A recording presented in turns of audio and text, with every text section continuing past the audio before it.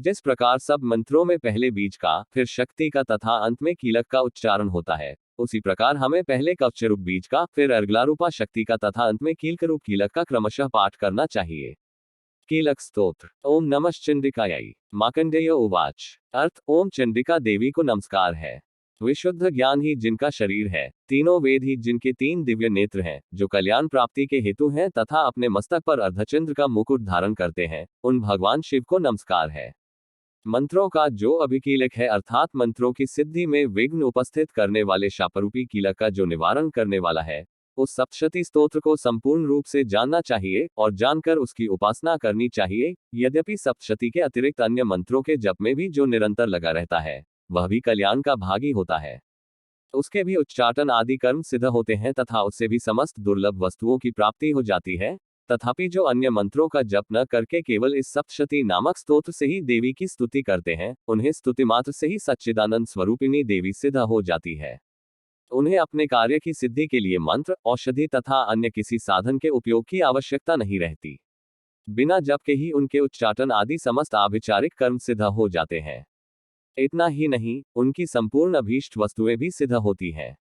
लोगों के मन में ये शंका थी कि जब केवल सप्तशती की उपासना से अथवा सप्तशती को छोड़कर अन्य मंत्रों की उपासना से भी समान रूप से सब कार्य सिद्ध होते हैं, तब इनमें श्रेष्ठ कौन सा साधन है। लोगों की इस शंका को सामने रखकर भगवान शंकर ने अपने पास आए हुए जिज्ञासुओं को समझाया कि यह सप्तशती नामक संपूर्ण स्तोत्र ही सर्वश्रेष्ठ एवं कल्याणमय है। तदनंतर भगवती चंडिका के सप्तशती नामक स्तोत्र को महादेव जी ने गुप्त कर दिया। सप्तशती के पाठ से जो पुण्य प्राप्त होता है, उसकी कभी समाप्ति नहीं होती, किंतु अन्य मंत्रों के जप से उत्पन्न पुण्य की समाप्ति हो जाती है। अतः भगवान शिव ने अन्य मंत्रों की अपेक्षा जो सप्तशती की ही श्रेष्ठता का निर्णय किया, उसे यथार्थ ही जानना चाहिए। अन्य मंत्रों का जप करने वाला पुरुष भी यदि सप्तशती के स्तोत्र और जप का अनुष्ठान कर ले तो वह भी पूर्ण रूप से ही कल्याण का भागी होता है, इसमें तनिक भी संदेह नहीं है। जो साधक कृष्ण पक्ष की चतुर्दशी अथवा अष्टमी को एकाग्रचित होकर भगवती की सेवा में अपना सर्वस्व समर्पित कर देता है और फिर उसे प्रसाद रूप से ग्रहण करता है, उसी पर भगवती प्रसन्न होती है, अन्यथा उनकी प्रसन्नता नहीं प्राप्त होती। इस प्रकार सिद्धि के प्रतिबंधक रूप कील के द्वारा महादेव जी ने इस स्तोत्र को कीलित कर रखा है।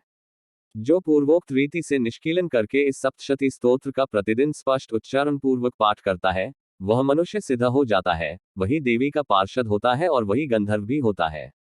सर्वत्र विचरते रहने पर भी इस संसार में उसे कहीं भी भय नहीं होता।